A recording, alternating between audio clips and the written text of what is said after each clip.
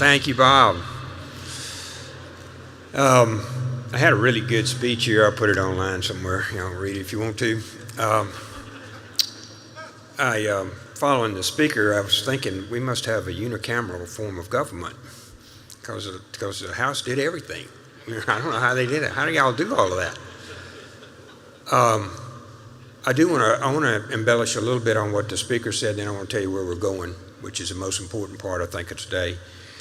MFLEX did really come out this year. It was a brainchild of the economic developers in Mississippi. And while it is aimed somewhat to attract out of state, it's really aimed at you.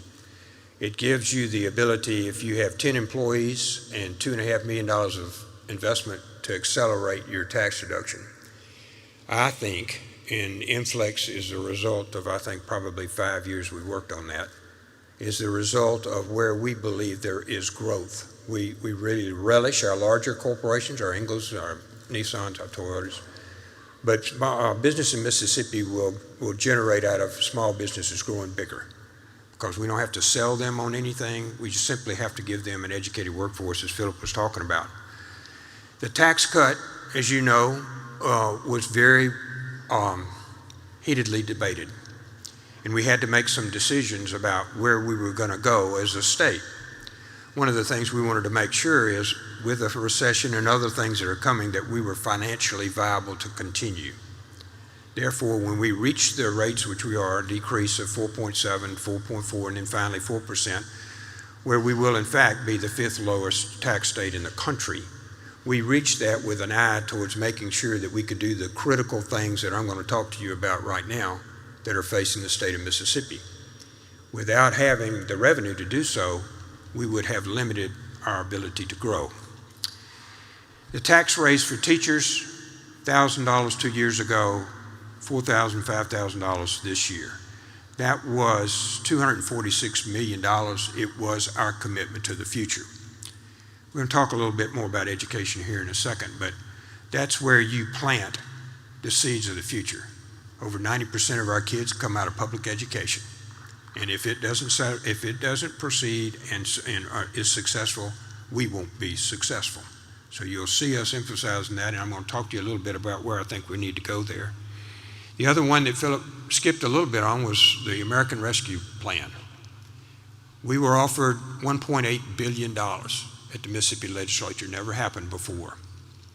And when we took a look at that, we were very, very cognizant of the fact that we are facing a recession, we're in a recession, and where are we going to go through this, and also what's the best way to spend this money. So we committed $450 million to match cities and counties for their water and sewer, something that had never been done. And we figured that $450 million, that's about half of everything that cities and counties got. So we asked for applications, and guess how much they came in? $434 million.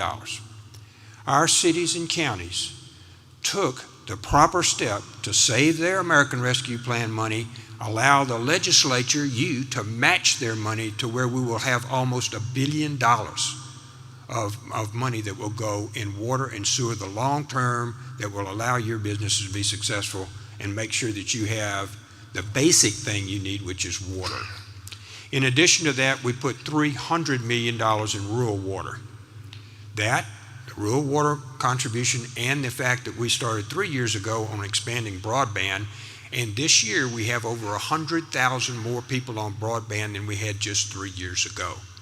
So those two primary things that we need to go forward were part of ARPA. We spent our American Rescue Plan money on mental health. We spent it on child protective services. We spent it on other things as well, and we saved part of it. I'll come back to that in just a second. We saved $350 to $400 million of it for reasons we're going to discuss here in a second. The last one, on looking back, was infrastructure. For years, we had abrogated our responsibilities to make sure that you could get your products to market, you could get your kids to school, you could travel the roads of Mississippi. We hadn't done that good of a job. This year we did. I went over to MDOT and had the privilege of walking through the place, and I know that y'all are in in the management business, you'll realize this. The best way to learn anything is go over there and sit down. So I sat down with them, and they designed a culvert, which I took a lot more than I really figured. I thought a culvert was just a little concrete, but no, there's a lot of work goes into that. A lot of work goes into everything. And I told them, what you're going to do now, you're going to see us start the process. We're going to fund this for the first time. And what we don't want to do, we need this money to hit the streets, hit the roads in Mississippi. We don't need long delays as we continue to grow and as we continue to face issues like right now the Mississippi River's closed. We got to have good roads and bridges to get things out. So when we did that, this past year, we put up $2.1 billion in ERBR, which is your county roads and bridges and your roads and bridges. We funded maintenance for the next 2 years. We did capital improvements so they could start designing the roads of tomorrow today. And for the first time, almost 2-3 times what we've done before, we obligated $963 million worth of contracts that hit the streets this year. You will see barrels and backhoes, which is what you deserve to be seeing, and you will see them spent well by MDOT as we go forward. So we made a lot of changes, and I want to talk about where we're going this next year, which y'all mostly are interested in. First thing I think we need to talk about is the fact that we cut the budget by 2% when we started 3 years ago. Seems like forever. In that interim time, we held our budget. We worked hard on keeping our budget strong and not exploding it to the fact that we were getting a few more dollars in.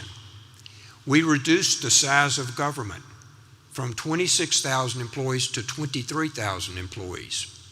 We paid off $295 million in debt. We're going to pay off another $300 million this year. Almost $600 million in debt paid off. And we didn't borrow any money.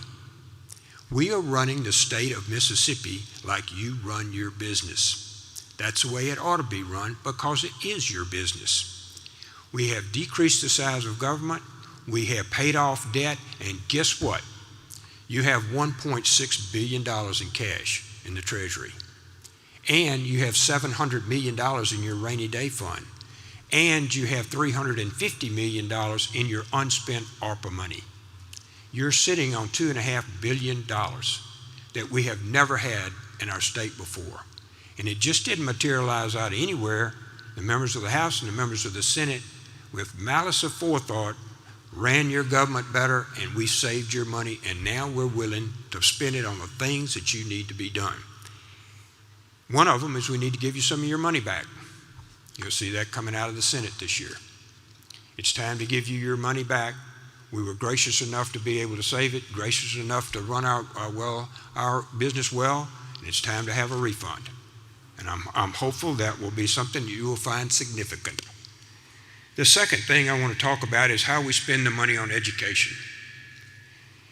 In the past, we have looked first in a very structured way on how we do business. The first thing was to get the people that are sitting in front of our children to where they're not making an economic decision whether or not to teach. That was the first thing. We've done that over the last 2 years. The House and the Senate has. So we put ourselves where we're keeping our people and keeping our teachers where they ought to be. So what's the next thing? Back when I was growing up, and some of you were growing up, we used to go to school, a few months and have long, hot summers where you didn't even know what day it was. Those were great times to do. We're supposed to be educating our children 180 days a year. We're not doing that. We've got tests, we've got other matters that come into play. We're really not educating our children a full half a year. But we expect them to be fully competent to compete with Alabama and China. Now, why are we doing 180, 165 days a year and expecting our children to be able to compete with all these people? So, in Corinth, they thought this may be a better way to do this, so they started going to school 9 weeks and off 2 weeks or 3 weeks. And as they proceeded through this, they've noticed their kids are better educated. They notice their test scores are improving. They notice their families are doing well. So I went there and I sat down with a bunch of teachers and I said, look, y'all, what's wrong with this? We love this. It's just me and 22 of them. We love this process. Well, what's wrong? I'm surprised that y'all are so enthusiastic about this. No, we love this. So tell me why. He said, well, let me tell you. By March, we're sick of these children. Reasonable enough. Along about March, I'm sick of some other people I'm dealing with. So that made sense to me. And I said, we like the fact that we have a fall vacation. We've never had that before. We like the fact we have Christmas. We like these we like the fact that we have a shortened summer. We like all of that. So I said, let me ask you the big question. How are we doing on football? Because we don't want to mess with football or deer hunting. That's the two things we don't mess with. We love it. The band actually gets to practice longer and they have their test right after this. The football team plays. We have more people come to the football games. That started. The next one is Gulfport.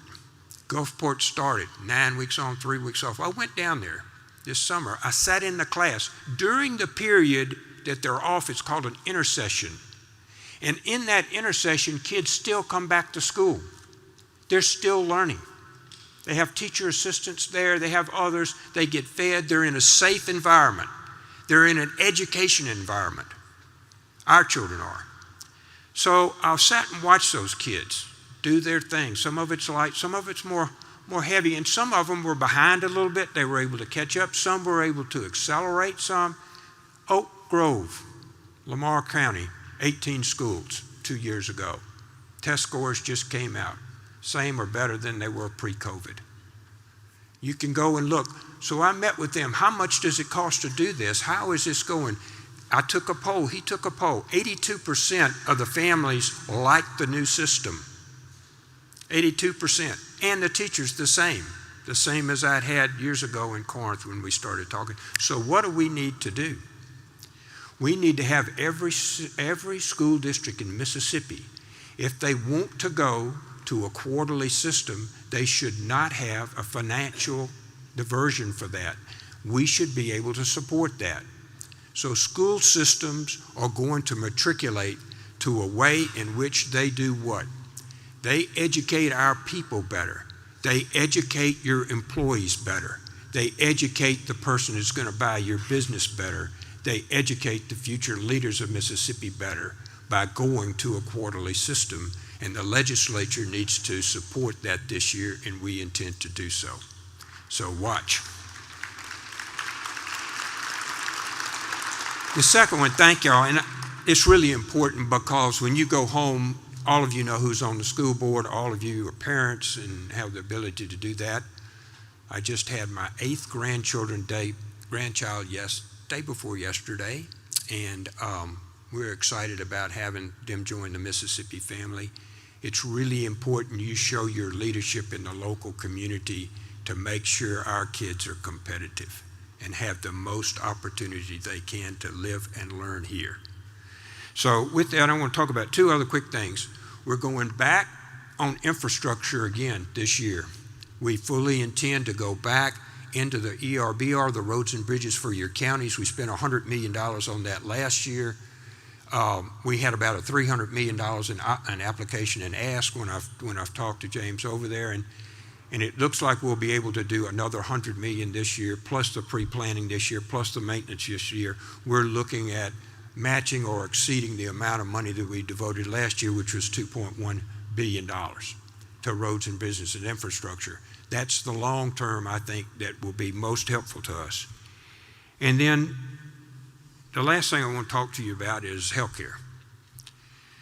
During the last few months, we have been going out to hospitals and talking, and this has been going on for years. And as I looked at the hospital structure and what was going on, some of them came to meet with us about 2 months ago. In the course of that conversation, there were large hospitals, smaller hospitals, regional ones you'd know, smaller ones that come from your town. And in that, they indicated to me that they were losing about $600 million this year. And did the legislature have an economic answer to that? That's not sustainable. So when we got to looking at this, we talked, as you've heard, we appointed a committee. Nicole Boyd, Senator Boyd's doing a great job. And she has been studying, from birth to 3, and we'll have things that we want to do, including postpartum. How can we not be pro-life and pro-child at the same time? That just doesn't make any sense to me. So we want to pass that again. We will pass that again. But when we looked at the problem here, even the increases, and we're working on some other payment forms that would help our healthcare industry get back on its feet. But what we're looking at, y'all, is the model doesn't work.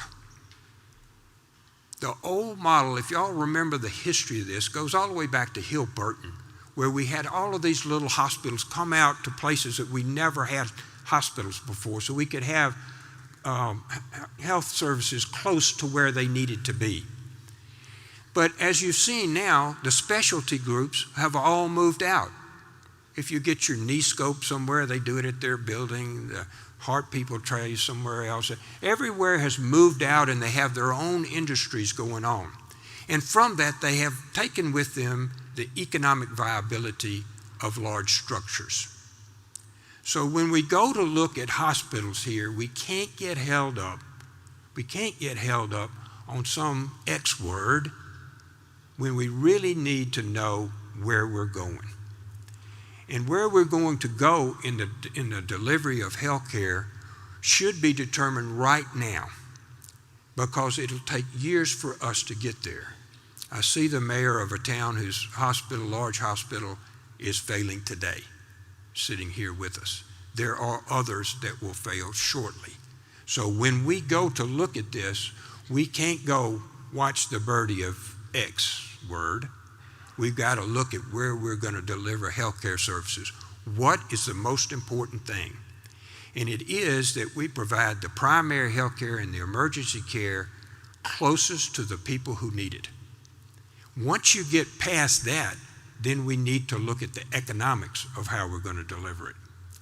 So what we will need to do as a society, start this process of allocating. You can't give birth anymore in the Delta. There's no place to have a baby. That's just the start of what we're going to be facing in our society about how we deliver health care. So the structure itself, and you will see shortly, us start to address in the Senate and the House, start to address the actual underlying structure of health care here. And we will ask for your input. You're not going to attract any employees if you don't have a hospital. You're not going to be able to bring new business unless you have primary care. We're not going to be able to have healthy children if we can't deliver them in a healthy environment. And so that issue, the healthcare issue, will be of primary importance this year as we look at the fact that we have additional funds and we can address things that will make your life better and our lives better. We are about running Mississippi like a business, but we're reasonable and we have a heart, and we need to run it so that you'll be very proud here. And when you're proud, we want our grandchildren and my new grandchild to be proud to grow up here, live here, and prosper here just like you did. So hang with us. We're working hard. We're in the best shape Mississippi probably has ever been financially, and we will meet every single challenge. Thank you so much for having me.